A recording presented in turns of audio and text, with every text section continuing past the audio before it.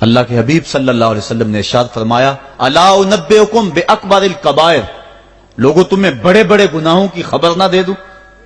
صحابہ نے عرض کی کیوں نہیں یا رسول اللہ، آپ ارشاد کریں۔ فرمایا الاشراک باللہ وعقوق الوالدین وجلس وکان متقیا قال الا وقول الزور والشہادۃ الزور۔ حضور فرمایا ایک اللہ کے ساتھ کسی کو شریک ٹھہرانا، اور دوسرا کسی انسان کو قتل کرنا، تیسرا والدین کی نافرمانی کرنا۔ اور حضور اس موقع پہ ٹیک لگائے بیٹھے تھے، ٹیک چھوڑ کے آگے ہو گئے، وجلس وکان متقیا، آگے ہو گئے، اور حضور نے 3 مرتبہ اس بات کو کہا، اور پھر فرمایا اور جھوٹی گواہی دینا اور جھوٹی شہادت دینا۔ تو یہ وہ ہیں جو بڑے بڑے گناہ ہیں۔ میں نے ایک روایت میں پڑھا ہے حضور نے ارشاد فرمایا جنت کی خوشبو 1000 سال کی مسافت سے آنا شروع ہو جائے گی۔ جب لوگ جنت میں جائیں گے تو 1000 سال کی مسافت دور ہی ہوں گے کہ جنت کی خوشبو آنا شروع ہو جائے گی، لیکن 4 اشخاص ہیں جو جنت کی خوشبو نہیں پا سکیں گے۔ وہ کون کون سے ہیں؟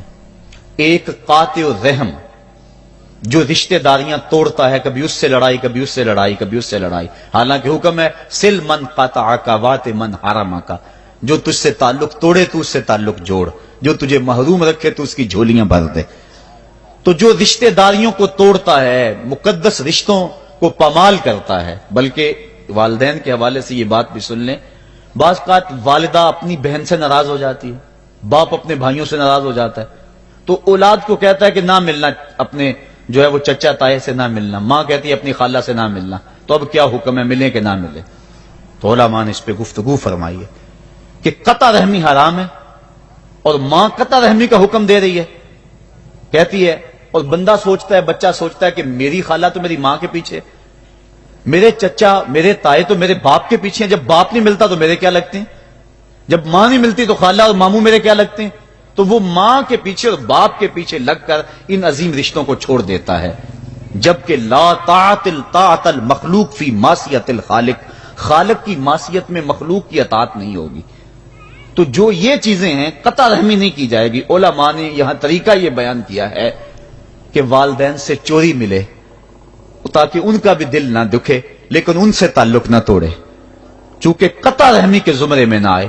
تو 4 اشخاص ہیں قیامت کے دن جو جنت کی خوشبو بھی نہیں پائیں گے، ان میں سے ایک قطع رحمی کرنے والا، دوسرا بوڑھا زانی، اور تیسرا تکبر کی وجہ سے ٹخنوں سے نیچے شلوار لٹکانے والا، اور چوتھا والدین کی نافرمانی کرنے والا۔ حضور فرمایا یہ 4 اشخاص ایسے ہیں کہ جو جنت کی خوشبو بھی نہیں پائیں گے۔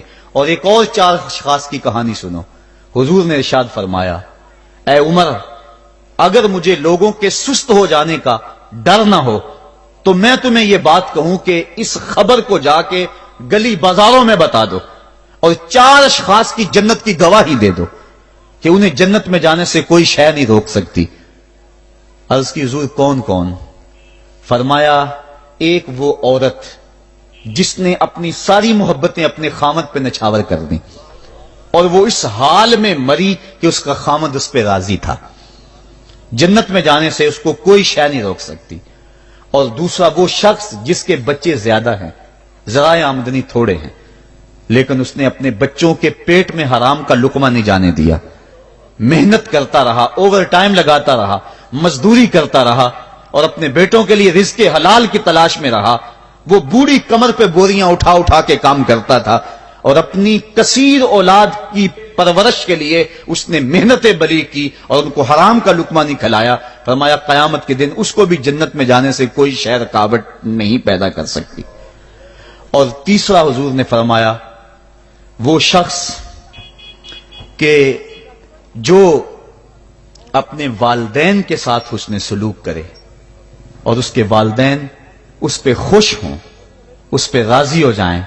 اور چوتھا وہ شخص کہ جس نے ایسی سچی توبہ کی کہ گناہوں کی طرف پلٹنا اس کے لیے اتنا مشکل تھا، جس طرح جانور کے تھن سے نکلا ہوا دودھ واپس نہیں جا سکتا، وہ گناہوں کی دنیا میں دوبارہ نہیں جا سکتا۔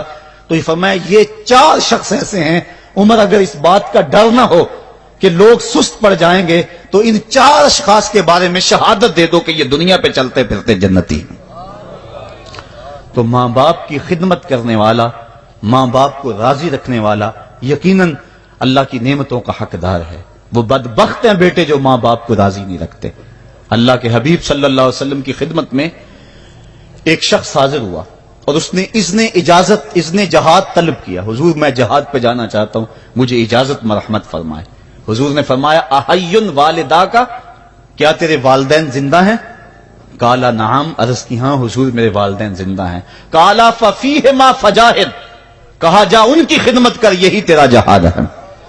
ماں باپ کو بلکتا ہوا چھوڑ جائے اور آپ جہاد پہ چلا جائے، ماں فالج میں گری ہوئی ہے اور بیٹا تبلیغی گشت پہ چلا جائے، باپ تڑپ رہا ہے اور بیٹا پیر کی چوکھٹ پہ جھاڑو دیتا پھرے، اللہ راضی نہیں ہوگا۔ میں سچ کہتا ہوں، اپنے بھی خفا مجھ سے ہیں، بیگانے بھی ناخوش، کہ میں زہر حلاحل کو کبھی کہہ نہ سکا کند، بات وہی کہتا ہوں سمجھتا ہوں جسے حق، نئے ابلہ مسجد ہوں، نئے تہذیب کا فرزند، محمد عربی صلی اللہ علیہ وسلم سے بڑا پیر کون ہو سکتا ہے؟ لیکن حضرت وہ ویسے کرنی نہیں آ رہے۔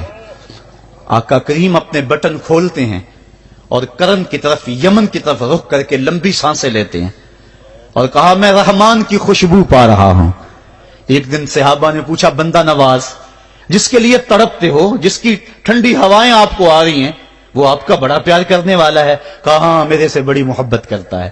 تو کہا پھر اتنی محبت کرتا ہے تو یمن تو دور نہیں ہے، بلال حبش سے آ گیا، سلمان فارس سے آ گیا، سہیب روم سے آ گیا، اور وہ یہاں یمن سے نہیں آ سکا؟ فرمایا اس کی بوڑھی اور نابینا ماں ہے جس کی خدمت اس کو نہیں آنے دیتی۔ اللہ اکبر۔ اب حضرت اویس کرنی نہیں آئے لیکن خیر التابعین کہلائے، آئے نہیں لیکن حضور ان کی یاد میں تڑپ رہے ہیں۔ اللہ، بلکہ حضور نے فرمایا کہ کوئی جائے اویس بن عامر کو ملے اور جب ملے تو اس کو کہنا میری امت کی بخشش کی دعا کرے۔ جو ماں باپ کی خدمت کرتا ہے اس سے ثابت ہوا اس کی دعائیں قبول ہوتی ہیں۔ میں نے ایک روایت میں پڑھا ہے کہ جو آدمی روزانہ اپنے والدین کے لیے دعا کرے، والدین زندہ ہوں تب بھی، والدین فوت ہو گئے ہوں تب بھی، یہ عادت بنا لے، روزانہ ماں باپ کے لیے دعا کرے، ساری زندگی اس کے رزق میں بے برکتی نہیں آئے گی، اللہ اس کو رزق کی فراوانی عطا کر دے گا۔ اور جو والدین کے لیے دعا نہیں کرتا اللہ تعالیٰ کی رحمتوں سے محروم ہو جاتا ہے۔ حضرت ابو ہریرہ رضی اللہ تعالیٰ عنہ جب بھی ہاتھ اٹھاتے تھے تو یہ دعا کرتے تھے، اللہم اغفر لابی ہریرہ ولامی ولمن استغفر لہما، اے اللہ ابو ہریرہ کو بخش دے، حضرت ابو ہریرہ کی ماں کو بخش دے، اور قیامت تک جو ہم دونوں کے لیے بخشش کی دعا کرے اس کو بھی بخش دے۔ حضرت امام محمد بن سیرین ایک بزرگ ہوئے تابعی، جب بھی دعا کرتے تھے یہ دعا ضرور کرتے تھے، اے اللہ ابو ہریرہ کی بخشش کر دے۔ کسی نے کہا کہ تمہیں ابو ہریرہ رضی اللہ تعالیٰ نے ان کی ماں سے بڑی ہمدردی ہے؟ کہا ان سے جو ہمدردی ہونی ہے وہ تو ہونی ہے۔ انہوں نے کہا ہوا ہے اللہ ابو ہریرہ اور ان کی ماں کو بخش دے، جو ان کے لیے دعا کرے اس کو بھی بخش دے، تو میں دعا کر کے اپنی بخشش پکی کر رہا ہوں۔ تو والدین کے لیے دعا کرنا اللہ کی رحمت کو دعوت دینا ہے۔ تو فرمایا کہ جاؤ اویس بن عامر کو جانا اور جا کے اس کو میری امت کے لیے دعا کا کہنا۔ حضرت سیدنا عمر فاروق حضرت علی المرتضیٰ گئے، جا کے ڈھونڈا تلاش کیا، اویس بن عامر ملے، حضور کا سلام کہا، بس پھوٹ پھوٹ کے رونے لگے، کہا بتاؤ میرے رسول کے لبوں پہ میرا نام کیسے آیا تھا؟ حضور میرا جب تذکرہ کرتے تھے کیسے کرتے تھے؟ یہ درد دیکھا تو بولے کہ کیا آپ اتنی محبت رکھتے ہیں تو پھر ملنے کیوں نہیں آئے حضور کو؟ اتنا جو پیار رکھتے ہیں تو زیارت کرنے کیوں نہیں آئے؟ تو حضرت اویس کرنی نے بات کے رخ کو بدلا، کہا تم نے میرے رسول کو دیکھا؟ تم نے میرے رسول کی زیارت کی ہے؟ کہا ہاں ہم تو صبح و شام وہاں رہے ہیں۔ کہا پھر بتاؤ حضور کے یہ ابرو جڑے ہوئے تھے یا کھلے ہوئے تھے؟ اب دونوں حیران ہو گئے، کہا تم نے تو دیکھا میں نے تو دیکھا نہیں، تم بتاؤ نا، پھر میں تو گیا نہیں، مجھے کہتے ہو گیا نہیں، تم بتاؤ حضور کے ابرو جڑے ہوئے تھے یا کھلے ہوئے تھے؟ حیران ہیں، کہا حضور آپ ہی بتلائیے۔ کہا کوئی دور سے دیکھتا تو جڑے ہوئے نظر آتے، قریب آ کے دیکھتا تو کھلے ہوئے نظر آتے۔ یہ وہ ہے جو ماں کی خدمت کرتا رہا اور حضور کے دربار میں حاضر نہیں ہو سکا، لیکن حاضری اس کی تھی، وہ جہاں بھی تھا وہ نبی کے قرب میں تھا۔ تو اس لیے ماں باپ کی خدمت اتنا بڑا وظیفہ ہے۔ حضرت بایزید بستامی کہتے ہیں میں نے حق معاف کروا لی اپنی ماں سے، کہ ماں تیرے حق ادا کروں یا اللہ کے حق ادا کروں؟ تو مجھے اپنے حق معاف کر دے، میں اللہ سے اپنے حق معاف کروا لیتا ہوں، اپنی اللہ کو راضی کر لیتا ہوں۔ جنگلوں میں گھومتے رہے، 12 سال بیت گئے، ایک دن دوبارہ آئے، بستان کی سمت سے گزرے، خیال آیا چلو ماں کو سلام کر جاؤں۔ تہجد کا وقت تھا، رات کا وقت تھا، دروازے پہ کھڑے رہ گئے کہ میری ماں سوئی ہوگی، میں نے کبھی کوئی خدمت نہیں کی ماں کی، تو اب اٹھا کے تکلیف کیوں دوں؟ ساری رات کھڑے رہے۔ جب تہجد کا وقت گزرا تو نالی سے پانی آیا، سمجھ گئے کہ میری ماں تہجد کے لیے اٹھی ہے، دروازے کے قریب ہو گئے تو ماں نے ہاتھ اٹھا لیے، کہا اللہ میرا بیٹا با یزید تیری طلب میں نکلا ہوا ہے، میں نے اسے اپنے حق معاف کر دیے، تو اس کو اپنا وصال عطا کر دے۔ حضرت با یزید دروازہ کھٹکھٹانے لگے اور ماں کے قدموں میں لپٹ گئے اور رو کے کہنے لگے جس رب کو میں جنگلوں میں تلاش کرتا ہوں وہ تو رب میری ماں کے پاس ہے۔ تو ماں کی دعاؤں میں اللہ کی رضا ہے، ماں راضی ہو جائے تو سمجھ لو خدا راضی ہے۔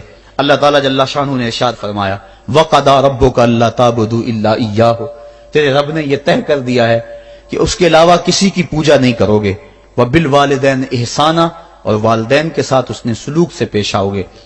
اما یبلغن عندک الکبر احدہما او کلاہما فلا تقل لہما اف ولا تنہرہما، اگر تیرے پاس دو یا دونوں میں سے ایک بڑھاپے کو پہنچ جائیں تو پھر ان کے سامنے تو نے اف بھی نہیں کہنی اور نہ ان کو جھڑکنا ہے اور ان سے نرم لہجے میں بات کرنی ہے۔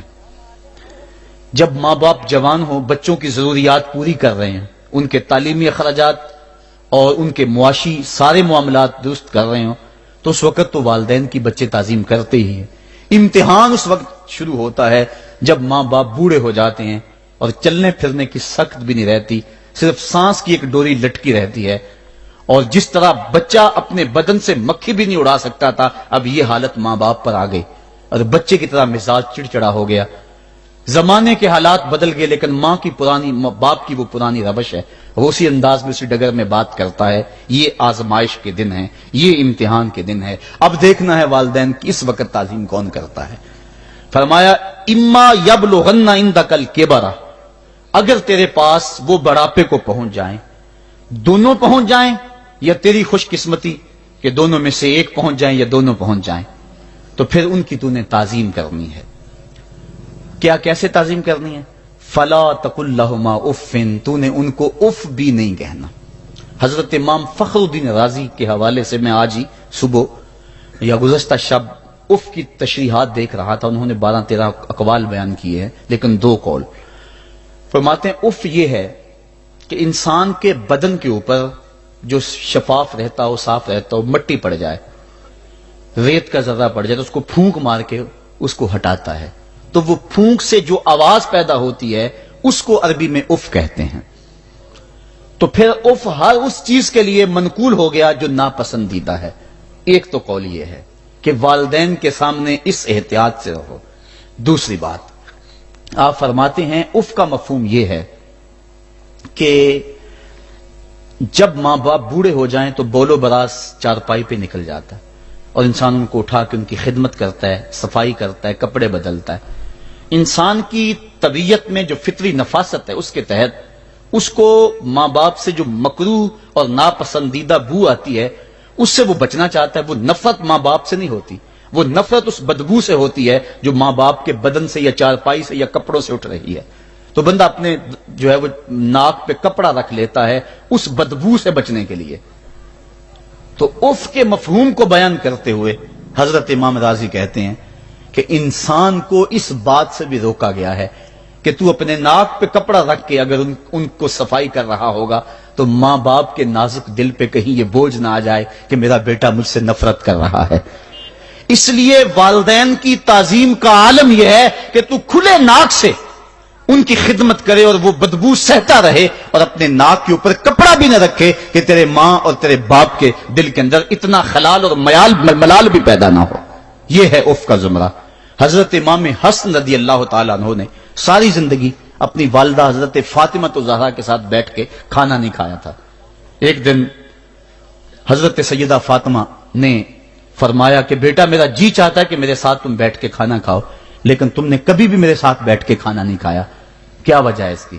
تو حضرت امام حسن فرمانے لگے، عرض کرنے لگے امی میں اس ڈر سے آپ کے پاس بیٹھ کے کھانا نہیں کھاتا کہ کہیں کسی لقمے کی طرف آپ کی نظر بڑھ جائے اور میں عدم آگہی کی وجہ سے اپنے ہاتھ کو اس لقمے کے پہ ڈال لوں اور نہ جان سکوں کہ اس لقمے کو اٹھانے کا ارادہ میری ماں کے دل میں پیدا ہو چکا ہے اور میں اللہ کی رحمتوں سے محروم ہو جاؤں، اس ڈر سے میں آپ کے ساتھ بیٹھ کے کھانا نہیں کھایا کرتا۔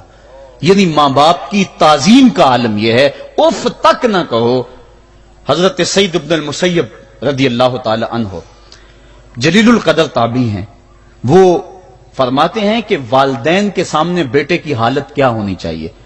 وہ فرماتے ہیں جس طرح بھاگا ہوا غلام پکڑا جائے اور اس کو پکڑ کے جو ہے وہ آقا کے سامنے پیش کر دیا جائے، تو اس بھاگے ہوئے غلام کو پکڑ کے جب آقا کے سامنے پیش کر دیا جائے تو جو حالت اس غلام کی ہوتی ہے، بیٹے کی حالت یہ ماں باپ کے سامنے ہونی چاہیے۔ اب ان بیٹوں کو سوچنا چاہیے جو اپنے ماں باپ کو دقیانوسی کا تانا دیتے ہیں اور سمجھتے ہیں یہ اولڈ فیشن ہے، انہیں کیا پتا زمانہ کہاں چلا گیا ہے، اور ان کے فیصلوں کو مسترد کرتے ہیں۔ علماء نے اس بات کو تفصیل کے ساتھ بیان کیا ہے کہ شریعت کے جو قطعی ضابطے ہیں، ان ضابطوں اور ان قوانین کو اور ان معاملات میں تو والدین کی فرما برداری نہیں ہوگی اللہ کی اگر معصیت ہوتی ہو، لیکن جو معاملے شک والے ہیں وہاں ماں باپ کے قول کو ترجیح دی جائے۔ تو فرمایا ان کے سامنے اف بھی نہیں کہنی، وَقُلْ لَهُمَا قَوْلًا كَرِيمًا، اور ان سے نرم لہجے میں بات کرنی ہے۔ وَاخْفِضْ لَهُمَا جَنَاحَ الذُّلِّ مِنَ الرَّحْمَةِ، اور ان سے بات اور ان کے لیے اپنے بازو بچھا لینے ہیں نرم دلی کی وجہ سے، نرمی کی وجہ سے۔ جب جانور زمین کی طرف رخ کرتا ہے، اوپر سے نیچے کی طرف آتا ہے تو اپنے پروں کو سکیڑ لیتا ہے، تو اس کے لیے یہ لفظ بولے جاتے ہیں وَاخْفِضْ لَهُمَا جَنَاحَ۔ تو اللہ تعالیٰ فرمایا جس طرح وہ جانور عزت سے اپنے بازو سکیڑ لیتا ہے اور پھیلاتا نہیں ہے، والدین کے سامنے تیری اکڑ، تیرا عہدہ، تیرا منصب، تیری شانیں، تو بڑا اونچا ہے، لوگ تجھے سلوٹ کرتے ہیں، تیرے ہاتھ چومتے ہیں، تجھے سلام کرتے ہیں، اونچی کرسیوں پہ تو بیٹھتا ہے، لیکن وہ سب وہاں چھوڑ دے اور ماں کے قدموں میں عاجز بن کے بیٹھ جا، باپ کے قدموں میں عاجز بن کے بیٹھ جا، وہاں اپنی اس کسی چیز کا لحاظ رکھ۔ پرندہ اوپر کو اڑے تو پر کھولے، لیکن جب نیچے آئے تو پروں کو سمیٹ لے، تیرا عہدہ، تیرا منصب باہر رہے، جب ماں باپ کے پاس آئے اس وقت تو مؤدب غلام کی صورت میں اپنے والدین کے سامنے کھڑا ہو۔ وَقُلْ رَبِّ ارْحَمْهُمَا كَمَا رَبَّيَانِ صَغِيرًا، اور اگلا حق یہ بیان فرمایا کہ اللہ کی بارگاہ میں عرض کر رہا ہے اللہ میری ماں پر بھی اور میرے باپ پر بھی رحم فرما دے، جس طرح میں چھوٹا تھا اور میرے اوپر انہوں نے رحم فرمایا۔ انسان ماں باپ کے حق دے ہی نہیں سکتا۔ حضور نے ارشاد فرمایا کہ انسان ماں باپ کے حق نہیں ادا کر سکتا الا یہ کہ ان کو غلام پائے اور خرید کر آزاد کر دے، اس کے علاوہ کوئی صورت ایسی نہیں ہے۔ ایک شخص نے حضور کی خدمت میں حاضر ہو کے عرض کیا حضور میں اپنے والدین کی بڑی خدمت کی ہے، اس کو امام حقی نے لکھا ہے، اور جن مراحل سے میں گزرتا رہا ہوں ان مراحل سے میرے ماں باپ گزرے ہیں اور میں نے ان کی خود خدمت کی ہے۔ آج بیٹے بیویوں پہ کام چھوڑ دیتے ہیں کہ بیوی خدمت کرے گی۔ احسان دانش کہتا ہے کہ میں نے اپنی بیوی کو ہاتھ نہیں لگانے دیا، میں نے کہا میرے ماں باپ ہے، یہ خدمت اور کوئی حاصل کیوں کرے، یہ تو میں حاصل کروں گا۔ تو ساری خدمت میں نے خود کی، جس طرح انہوں نے نوالے توڑ توڑ کے میرے منہ میں ڈالے میں نے بھی حضور ایسے کیا، جس طرح میرے لیے میری ماں رات جاگتی رہی میں بھی اپنی ماں کے لیے جاگتا رہا۔ جن مراحل سے میرے لیے وہ گزرے تھے اتفاقاً میرے حالات، میرے ماں باپ کے حالات ایسے پیدا ہو گئے کہ میں نے اسی طرح اپنے ماں باپ کی پرورش کی ہے اور میں اپنے ماں باپ کی جو ہے وہ میں نے خدمت کی ہے، تو کیا میں نے اپنی ماں کا اپنے باپ کا حق ادا کر دیا ہے؟ تو حضور نے ارشاد فرمایا تو نے ایسے ہی خدمت کی ہوگی، لیکن جب تیری خدمت تیری ماں کرتی تھی تو ساتھ ساتھ تیری زندگی کی دعائیں مانگتی تھی، اور جب باپ بوڑھا ہو گیا تھا، ماں بوڑھی ہو گئی تھی، آزاد شل ہو گئے تھے، فالج میں مبتلا تھے، تو ان کے لیے زندگی کی دعائیں تو نہیں مانگتا تھا، تو یہ کہتا تھا اللہ انہیں پردہ دے دے۔ تیری ماں نے تو کبھی تیرے لیے پردہ نہیں مانگا تھا، بیٹا لولا ہو، بیٹا لنگڑا ہو، ماں کبھی نہیں کہتی بیٹے کو ڈاکٹر جواب دے دیں، ماں کبھی نہیں کہتی کہ میرے بیٹے کو اللہ پردہ دے دے، ماں یہی کہتی ہے مالک مجھے لے لے، میرے بیٹے کو زندگی دے دے، میں سب کچھ بیچ دیتی ہوں، اپنا زیور بیچ دیتی ہوں، میرے بیٹے کی صحت بچ جائے، میرے بیٹے کی زندگی بچ جائے۔ ماں کی موجودگی میں کوئی کہہ بھی نہیں سکتا باپ کے لیے تو کہہ دے، ماں کے لیے تو کہہ دے بڑی تکلیف ہے تیرے باپ کو، بڑی تکلیف ہے تیری ماں کو، اللہ کرے اب پردہ ہی عطا کر دے۔ خود نہیں کہتا تو کسی سے یہ سن سکتا ہے بندہ، لیکن ماں سن سکتی ہے کوئی کہے اللہ تیرے بیٹے کو پردہ دے دے؟ تو فرمایا جب وہ تیری خدمت کرتے تھے تو وہ تیری زندگی کی دعائیں مانگتے تھے، اور جب تو خدمت کرتا تھا تیرے دل میں ان کے پردے کی آرزو تھی۔ فرمایا تو جتنی مرضی خدمت کی ہے، ماں کی خدمت کا بدل کیسے ہو سکتا ہے؟ تو ماں باپ کی خدمت انسان کر ہی نہیں سکتا تو پھر کیا کرے؟ عرض کرے اللہ میں تو خدمت نہیں کر سکتا، تو ان کے اوپر رحم فرما دے۔ ماں باپ کے لیے دعا کرے۔ علماء نے یہاں بیان فرمایا ماں کافر ہو تو پھر بھی دعا کرے، باپ کافر ہو تو پھر بھی دعا کرے، مومن ہو تو پھر بھی دعا کرے، گناہگار ہو پھر بھی دعا کرے، نیکوکار ہو پھر بھی دعا کرے، دعا نہ چھوڑے۔ حضرت ابو ہریرہ رضی اللہ تعالیٰ عنہ فرماتے ہیں میری ماں کافرہ تھی اور میں حضور کا غلام، اور ماں ہر وقت اپنی دھن میں اور میں اپنی دھن میں ہوں۔ حضرت ابو ہریرہ کے بھائی کوئی نہیں ہے، باپ فوت ہو گئے ہیں، بہن کوئی نہیں ہے، ابھی شادی بھی نہیں ہوئی، دنیا پہ رشتہ ہی کوئی نہیں سوائے ماں کے۔ گھر آتے ہیں تو ماں سے بات کرنی ہوتی ہے، جو سن کے آتے ہیں ماں سے وہ دکھ کھولنا ہوتا ہے، بات کرنی ہوتی ہے، حضور کی باتیں سنانی ہوتی ہیں، لیکن ماں ہے اتفاق سے کافرہ ہے، حضور کی بات وہ سننا گوارا نہیں کرتی۔ حضرت ابو ہریرہ کو اور بات آتی کوئی نہیں، وہ تو کرتے ہی حضور کی باتیں۔ ایک دن حضور کی بات چھیڑی، ماں کی زبان سے کوئی جملہ ایسا نکلا جو سخت تھا، گوارا نہ ہوا، چھوڑ دیا گھر کو۔ ماں تیری عظمت کو سلام، لیکن رسول اللہ کے مقابلے میں تیری کوئی شان نہیں ہے۔ گھر سے نکلے، لیکن نکلے تو پاؤں ڈگمگا رہے تھے کہ دنیا پہ ایک ہی رشتہ تھا وہ بھی جاتا رہا۔ چند قدم چلے تو دل میں خیال آیا سارے دکھوں کا جو مداوع کرتا ہے میں اس آقا کی بارگاہ میں یہ دکھڑا کیوں نہ بیان کر دوں۔ دریائے رحمت جوش میں تھا، وہ دلوں کی حالتیں بوجھ لینے والے آقا نے پوچھا ابو ہریرہ کیا ہے؟ عرض کی حضور میری ماں کی ہدایت کے لیے دعا کر دو۔ یہ کہا اور پھوٹ پھوٹ کے رونے لگے۔ حضور نے فوراً ہاتھ اٹھا دیے اور مسلم کے لفظ ہیں اللہ مہد ام ابی ہریرہ تا، ہے اللہ ابو ہریرہ کی ماں کو ہدایت عطا کر دے۔ بس یہ بات سنی حضرت ابو ہریرہ کا چہرہ کھل اٹھا، اپنے گھر کو دوڑ لگا دی۔ کوئی رستے میں ملا، کہا ابو ہریرہ اتنی تیز تو تم کبھی نہیں دوڑتے تھے، آج کیا ہوا؟ اتنی تیز تیز کیوں دوڑ رہے ہو؟ کہا آج ہی تو دیکھنا چاہتا ہوں کہ گھر پہلے میں پہنچتا ہوں یا میرے آقا کی دعا پہلے پہنچتی ہے۔ حضرت ابو ہریرہ فرماتے ہیں جب میں گھر پہنچا تو دروازہ بند تھا، میں نے دستک دی، اندر سے آواز آئی بیٹا ٹھہرو میں آتی ہوں۔ کہا اس لہجے کو جان گیا، اس میں محمد کی بولی بول رہی ہے۔ کہا تھوڑی دیر کے بعد میری ماں آئی، تازہ غسل کی وجہ سے اس کے بالوں سے پانی کے قطرے ٹپک رہے تھے، اور میری ماں زنجیر کھول رہی تھی، اس کے لبوں پہ شہادت کا کلمہ جاری تھا۔ تو والدین کے لیے مغفرت کی دعا کرتے رہیں، والدین کی بخشش کی دعا کرتے رہیں۔ والدین جب دنیا پہ ہوتے ہیں تو اللہ کی رحمت کا گھنا سایہ ہوتے ہیں، لیکن جب دنیا سے چلے جاتے ہیں ان کی قبر سے بھی فیض ملتا ہے اور سکون اور طمانینت ملتی ہے۔ والدین فوت ہو جائیں تو ان کے حق ختم نہیں ہو جاتے، بلکہ حدیث میں آتا ہے 4 حق ایسے ہیں والدین کے جو مرنے کے بعد بھی اولاد کے ذمہ باقی رہتے ہیں۔ الصلاۃ، ان کے اوپر نماز جنازہ پڑھی جائے۔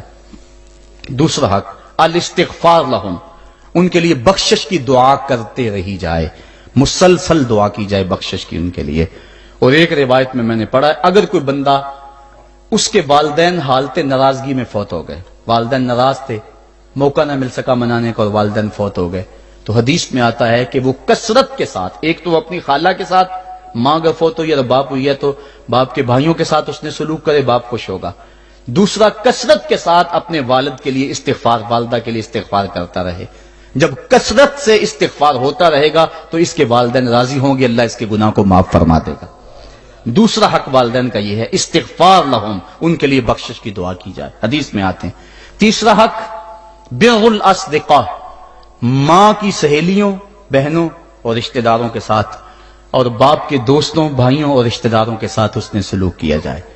اور چوتھا حق انجاز الوعد، وعدوں کو پورا کرنا، یعنی ماں نے یا باپ نے جو وعدے کیے ہوئے تھے، مسجد سے کوئی وعدہ تھا، مدرسے سے وعدہ تھا، کسی فلاحی تنظیم سے وعدہ تھا، کسی غریب سے اعانت کا وعدہ تھا، یا ان کا معمول تھا اعانت کرنے کا، تو جو ان کے معمولات ہیں اچھائی کے ان کو جاری رکھا جائے اور اس سلسلے کو باقی رکھا جائے۔ تو یہ 4 حق ایسے ہیں جو والدین کے مرنے کے بعد بھی اولاد کے ذمے باقی رہتے ہیں۔ والدین اللہ کی بہت بڑی نعمت ہیں، جب یہ سایہ سر سے اٹھ جاتا ہے تو پھر پتہ چلتا ہے کتنا گھنا سایہ تھا۔ صاحبو، جن کے والدین زندہ ہیں وہ ان کی زندگی کو غنیمت سمجھے، اور جن کے والدین کا گنا سایہ ان کے سر سے اٹھ گیا ہے وہ ان کے لیے استغفار اور کثرت دعا سے ان کی رضا حاصل کرنے کی کوشش کریں۔